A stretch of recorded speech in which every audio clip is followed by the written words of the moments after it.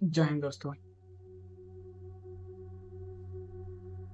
दोस्तों आज आज़ादी का अमृत महोत्सव है और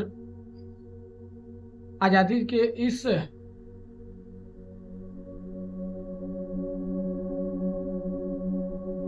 अमृत महोत्सव पे मैं आपसे कुछ सवाल पूछना चाहता हूँ। दोस्तों आज के दिन जैसे कि हम लोग आज़ाद हुए थे, किससे आज़ाद हुए थे? अंग्रेजों से। और ये भी आप लोग जानते हैं और ये आप लोग भी जानते हैं। लेकिन आज इस समय क्या आपको सचमुच लगता है कि हम आज़ाद हैं? दोस्तों पहले हम पूरी तरीके से गुलाम थे, मानसिक और शारीरिक दोनों गुलाम थे। लेकिन आज वो समय है, आज हमारी जो सत्ता है, जो कानून व्यवस्था है, जो शिक्षा व्यवस्था है, ये हमको मानसिक गुलाम बना रही है। दोस्तों जैसा कि आप लोग जानते हैं, हमारे देश का इस समय वो हाल है जो एक स्वास्थ्य राष्ट्र का तो बिल्कुल नहीं कहा जा सकता है। जैसे कि पर कैपिटा इनकम, शिक्षा व्यवस्था, न्याय व्यवस्था और यहाँ के जो अर्थव्यवस्था है या फिर सच कहे तो एक सामाजिक व्यवस्था, वो ठीक नहीं है। हालांकि जैसे कि कई बहुत सारे कुछ समय पहले, जैसे कि कुछ दिन पहले ही बहुत सारे घटनाएं हुए थे, जैसे एसएससी प्रोटेस्ट, जिसमें टीचरों को एक प्रशासनिक अधिकारी द्वारा मारा गया। सोचने वाली बात है कि वो जो अधिकारी पढ़ा लिखा है वो खुद एक टीचर से ही पढ़ा लिखा है।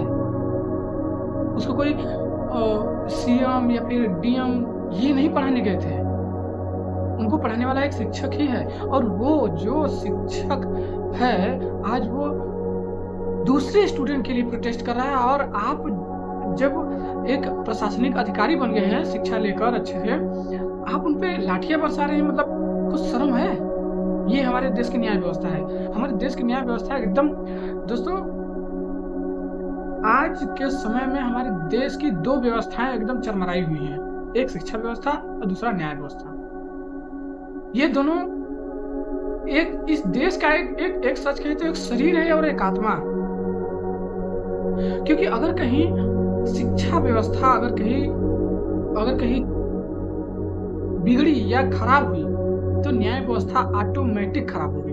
क्योंकि अगर कहीं लोग शिक्षित ही नहीं होंगे तो सवाल कैसे पूछेंगे, और सवाल नहीं पूछेंगे तो न्याय व्यवस्था का बर्बाद होना तय है। और आज सवाल पूछ रहे हैं, फिर भी देखिए क्या हो रहा है।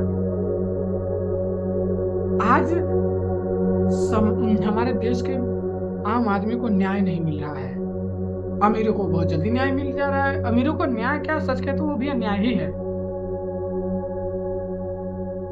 हमारे देश के आम आदमी न्याय के बिना तरस रहा है, शिक्षा के बिना तरस रहा है, एक अच्छा रोजगार के बिना तरस रहा है।